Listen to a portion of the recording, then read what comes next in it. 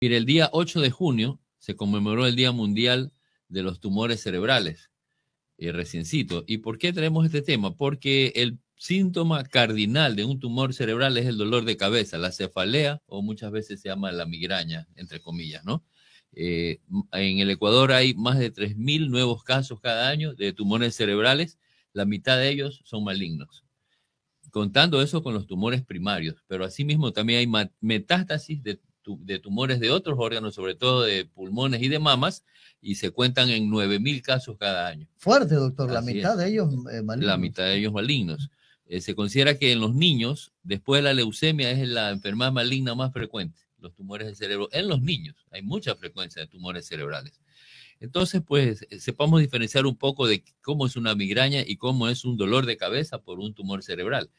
Una migraña, el dolor de cabeza o la cefalea es pulsátil, es como que si latiera, ¿no? Y a veces en un sitio de la cabeza, no en todo. O a veces puede ser también todo, pero generalmente es un sitio de la cabeza, que viene acompañado de náuseas y de vómitos y de un poco de fastidio a la luz y al sonido, ¿no? El que tiene una migraña quiere estar en un cuarto oscuro, no oír cero ruido, hasta que le tome su medicamento y le pase la migraña. El dolor por un tumor cerebral tiene algunas diferencias. Si bien es cierto, hay el dolor de cabeza que puede ser localizado, de acuerdo a si el tumor es pequeño y está en un sitio, o si es ya más grande el tumor y el dolor de cabeza ya es generalizado, también acompaña náuseas y vómitos. Pero aquí hay una diferencia, que empieza a haber, cuando hay un tumor cerebral, debilidad de la mitad del cuerpo, lo que llamamos hemiplegia, es decir, el déficit motor. El que tiene un tumor cerebral, además de ese dolor de cabeza, empieza ya a perder la fuerza en la mitad o la movilidad en la mitad del cuerpo, y eso lo llamamos hemiplegia o hemipléjicos, es decir, aquellos pacientes que también ocurre cuando le da un accidente cerebrovascular, que quedan con secuelas de una mitad del cuerpo como paralizada, como con dificultades para moverse. Hay también, pues, dificultad para hablar. El paciente con un tumor cerebral tiene, se llama disartria, no habla como gangoso, con dificultad para hablar, y hay trastornos visuales. Tiene visión doble, visión borrosa, ya hay trastornos de la visión. Y otra cosa que es importantísima es que empiezan a aparecer convulsiones. Generalmente las convulsiones por la epilepsia se presentan en los niños, en los adolescentes y en las personas jóvenes o muy jóvenes. Cuando vemos convulsiones en una persona mayor, eso puede ser asociado a un tumor cerebral, porque rara vez hay una epilepsia que se produzca a esa edad, una epilepsia o una convulsión producida en edad ya de los 40, 50 años. Generalmente es en personas bien jóvenes, en niños. Entonces, esos síntomas nos hacen pues pensar de que no es un simple dolor de cabeza, sino que hay algo en el cerebro que está produciendo algún problema. ¿Qué hacer en ese momento entonces? Cuando tenemos un dolor de cabeza, con náuseas, vómitos, con dificultad para caminar, dificultad para hablar, al neurólogo.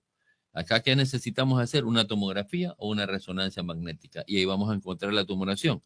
Cuando el diagnóstico es realizado a tiempo, eso tiene posibilidades de cura. Generalmente a través de la cirugía se remueve el tumor y puede ese paciente recuperarse. O también a veces con quimio o radioterapia puede recuperarse cuando es tratado al inicio. Cuando esa enfermedad ya evolucionó, ya es difícil o imposible tratarlo, y ahí pues nada más que tratamiento paliativo, a veces quimioterapias, pero ese paciente tiene muy mal pronóstico. Como decimos, pues la mitad de los tumores cerebrales se pueden tratar o son curables, y la otra mitad de esos pacientes son malignos y van a fallecer. ¿Es silencioso? ¿Los síntomas empiezan a aparecer desde que inicia el tumor? No. Sí, el dolor de cabeza es el primer síntoma de un paciente con un tumor cerebral. El dolor de cabeza, entonces cuando tenemos dolores de cabeza a repetición, tenemos que hacernos ver del especialista, del neurólogo, para descartar cualquiera de estos problemas. También hay una patología que cursa también con muchos dolores de cabeza, que son los aneurismas cerebrales. Los aneurismas cerebrales, hagamos en cuenta que la arteria cerebral es como un tubo, ¿no es cierto? Como un tubo de una bicicleta. Y entonces cuando empiezan a hacerse esos chichones, cuando lo hemos parchado mucho, se empiezan a hacer esos chichones, ese chichón que forma la arteria se puede romper. Cuando se forma ese chichón, ahí ya se llama el aneurisma. Y ese aneurisma ya empieza a dar dolores de cabeza. Entonces, aquellos pacientes que tienen dolores de cabeza frecuentes, con visión, con problemas de la visión, con problemas de la audición, podría tratarse un aneurisma también. Y ese aneurisma cuando se rompe es gravísimo. O sea, rara vez he visto a alguien que se le rompe un aneurisma y se salve. Generalmente es una hemorragia tan grande que es imposible salvar a ese paciente. Entonces hay que pensar, mire, tenemos dos patologías, el tumor cerebral, un aneurisma, que se podrían confundir en cualquier rato con una migraña o con dolor de cabeza, que de por sí, pues a veces es de muchas circunstancias tensionales, a veces por el estrés, en otras condiciones es hereditario, generalmente es más frecuente en las mujeres, sobre todo en las mujeres que toman anticonceptivos, tienen más posibilidad de tener este tipo de migrañas. Las personas que toman demasiada cafeína, ¿no? Mucha Coca-Cola, café en exageración, la cafeína puede también producir estos dolores de cabeza. Las personas que comen comidas con muchos colorantes y preservantes también pueden tener la posibilidad de sufrir estos problemas de migrañas que no son cosas malignas y que se pueden tratar y solucionar. ¿Un golpe puede traer un tipo de complicaciones de eso? Bueno, hay muchas veces en que los traumatismos de cráneos cerrados producen hemorragias cerebrales pequeñas, que estas hemorragias cerebrales van aumentando poco a poco, a veces están silentes, porque generalmente cuando hay un trauma de cráneo, el paciente, ¿qué es lo que espera? O lo que uno le recomienda es si tu paciente pierde el conocimiento, empieza a vomitar, empieza a convulsionar, ojo, eso puede ser que está creciendo ahí esa hemorragia y está produciendo un problema. Pero a veces la hemorragia es pequeñita y empieza a crecer, entonces ahí nos puede confundir. Ahí pues cuando la hemorragia es pequeña, solo va a un dolor de cabeza, y cuando esto va progresando, va aumentando, va apareciendo otros síntomas como la náusea y el vómito, y peor, si aparecen convulsiones, ahí hay que pensar de que hay un daño cerebral. ¿Por qué se produce? Porque todo lo que ocupa espacio en el cerebro, sea un tumor, sea una hemorragia cerebral, sea un aneurisma, lo que va comprimiendo la masa encefálica empieza a producir estos problemas. Y ahí hay movilidad.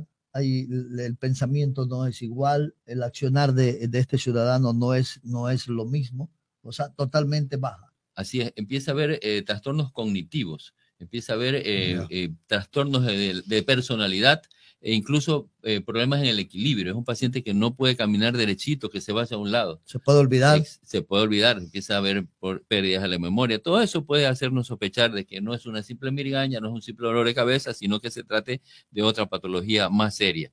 Entonces, pues, como vemos, tener en cuenta estos síntomas. Ahora, hay un tumor pequeñito que es bastante frecuente, es un tumor de la hipófisis.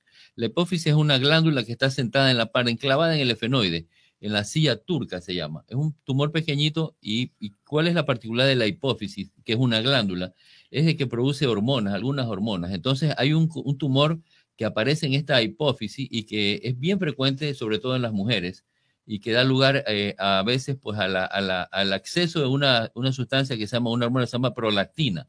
Y esta prolactina, cuando está en exceso, actúa a nivel de las hormonas sexuales, femeninas sobre todo, ¿no? Produce una disminución de los estrógenos en la mujer, y eso hace que esta mujer tenga menor, es decir, no tenga menstruación, no tenga las menstruaciones muy esparcidas, o también a veces haya problemas en lo que tiene que ver con la sexualidad. Entonces, mire, también es un tumor. Afortunadamente es un tumor benigno, que solamente produce alteraciones hormonales, que es bastante molestoso, que cuando ya empieza a ocupar espacio, es decir, todo órgano en cerebro que empieza a ocupar espacio empieza a lesionar. Entonces ahí es indicación de cirugía. Incluso la cirugía del tumor de hipófisis ahora ya no se lo hace abriendo el cráneo, sino que a través de la nariz. A través de un buen neurocirujano con la mano de un otorrino pueden extraer este tumor hipofisiario y solucionar el problema. O en muchas ocasiones con medicación se puede controlar para que no crezca más, para que se achique de tal manera que no produzca ningún daño. Bueno, pensé que todo era cirugía. No, ahí con la modernidad, con los avances de la ciencia, mira, ahora un tumor de la hipófisis que está atrás en el cerebro, alojado en el efenoide, se puede sacar a través de una cirugía transnasal, sin necesidad de abrir el cráneo. Entonces, pues hay algunas cosas que nos pues ayudan a reconocer. Entonces, pongamos ojo, que hay muchísima gente que sufre dolores de cabeza, migrañas, cefaleas, y cuando estas migrañas son repetitivas, cuando ya empieza a haber déficit motor, de dificultad para caminar, para hablar, o la visión borrosa o doble, o problemas en la visión, tenemos que ir al especialista, que es el neurólogo, para pues descartar que se trate de un tumor cerebral. Eso tengamos pues en mente y considerémoslo, porque esto puede presentarse frecuentemente, y porque pues también tenemos que prevenir, ¿no? Digo, ¿cómo hacemos prevención en ese tipo? Cuando empiezan los síntomas, y son repetitivos y dan estos vamos al especialista. Tenemos que ir al especialista. Lamentablemente, Esmeralda, creo que hay un neurólogo en toda la ciudad. Me parece que el neurólogo que trabaja en el IES, No sé si hay otro, de pronto hay otro, pero hay una crisis de estos especialistas. Y de neurocirujanos peor todavía.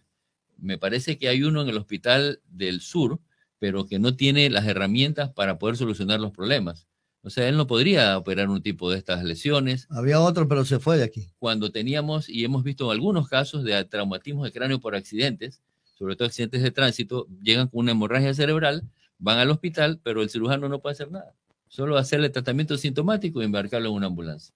Y lo que decíamos siempre, esos pacientes que tienen una hemorragia cerebral, suponerlos en una ambulancia que veas en 6 o 8 horas, aquí todo es que llegan descerebrados, porque la hemorragia empieza a lesionar el cerebro que lo destruye. Y cuando llegaron a la ciudad donde querían, ya es tarde, ya no se puede hacer nada.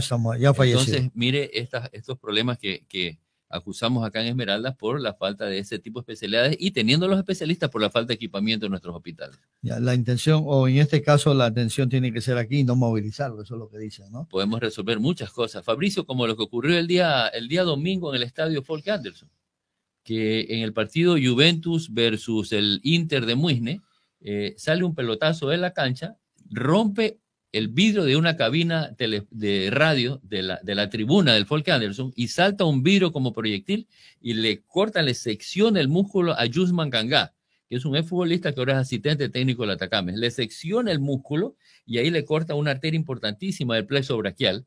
Y afortunadamente yo estaba cerca y pudimos, pues, con alguna persona, mientras yo corría, hay una persona que sacó una correa y le hizo un torniquete. Yo llegué acá y el médico que nos acompaña con Juventus, el doctor Manuel Herrera, subió con nuestro maletín de emergencia, donde pudimos, pues, por lo menos controlar, o sea, hacer taponamiento, vendaje compresivo y subirlo a una ambulancia inmediatamente. Y se fue al hospital. Y en el hospital no pudieron solucionar. Tuvieron que mandarlo a Santo Domingo. Tuvieron que mandarlo a Quito, no pudo pasar, regresó a Santo Domingo, pero vea, Fabricio, estos son ejemplos de que esto se puede resolver en Esmeraldas, pues si tenemos las posibilidades, si tenemos el equipamiento, si tenemos los especialistas. Por eso es que siempre estamos abogando porque nosotros necesitamos un hospital de especialidades. Y mire, la Universidad Católica está ya próxima a abrir una carrera de medicina, pero nuestro hospital no tiene la capacidad de brindar todas las especialidades. Entonces yo creo que a tono con la presentación o la aparición de esta carrera de medicina, a la par de eso debemos tener un hospital también con especialidades, que lo venimos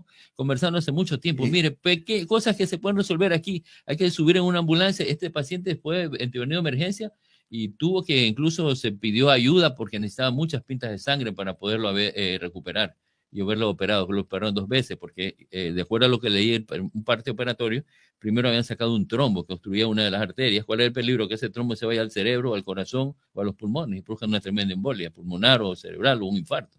Y luego la anastomosis quirúrgica, es decir, unir los 2 cabos de la arteria. Esto lo hace un cirujano vascular, que tranquilamente podríamos tenerlo aquí, y ese paciente no tiene que irse ni correr su vida de peligro de viajar a otra ciudad. Es triste, ¿no? Tengamos refinería, Termo Esmeraldas y OCP, 3 instituciones que pueden financiar un hospital de 4 niveles que necesitamos. De tercero, Fabricio. Bueno, de tercero, pero que tenga. El nuestro ahora es de como de 1,5, ni siquiera la unidad coronaria. Una unidad coronaria, una unidad de quemados, una área de hemodiálisis, que pueda tener neurocirujano que pueda operar, que el traumatólogo tenga el equipamiento para operar con artroscopía, que el gastroenterólogo tenga sus equipos para hacer los diagnósticos y los tratamientos. Es decir, casi todas las especialidades están sin la posibilidad de solucionar porque no tienen los implementos modernos.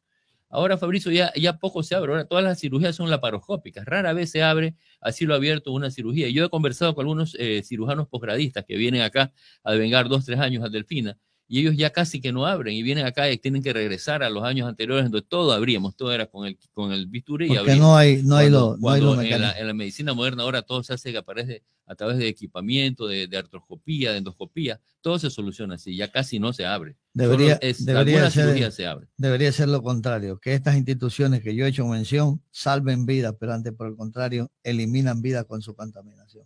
Eso es lo que tenemos. Esa es nuestra triste realidad. Esperemos pues que este paro llegue a feliz término y que haga reflexionar al gobierno de turno de que hay que atender también a las ciudades pequeñas. Así como los indígenas pues han sido marginados, también nuestra población negra ha sido marginada. Esmeraldas es un ejemplo de el abandono histórico de nuestra provincia no solo por este, sino por muchos gobiernos, con algunas excepciones, que pues han dado lugar a que nosotros realmente estemos en la cola del desarrollo, en que tengamos una incidencia alta de delincuencia, en que tengamos pues una de las tasas más altas de falta de fuentes de trabajo. Desocupación. Desocupación, pobreza. Desnutrición. Entonces, ojalá que estos movimientos que, claro, muchos decimos, no, pues hasta cuándo y produce, pero si no, ¿cómo reclama la gente ya en el pueblo sencillo? No tiene otra más que la marcha, que salir a caminar, a protestar. Claro que condenamos los excesos, por supuesto, de parte y parte, pero es una forma de manifestarse justamente a través de la marcha, y es como se ha conseguido algunas reivindicaciones sociales, sobre todo, es a través de estas protestas. Esperemos pues que esto culmine pronto, que llegue a feliz término, y que sean de parte y parte para terminar, llegar en un diálogo y terminar esto que está produciendo también los daños económicos al país. Exactamente, y que pues se tomen algunas cosas que permitan que las ciudades como las nuestras, que han sido abandonadas, una cosa importante que yo veo, están pidiendo condonación de la banca pública y privada de los intereses.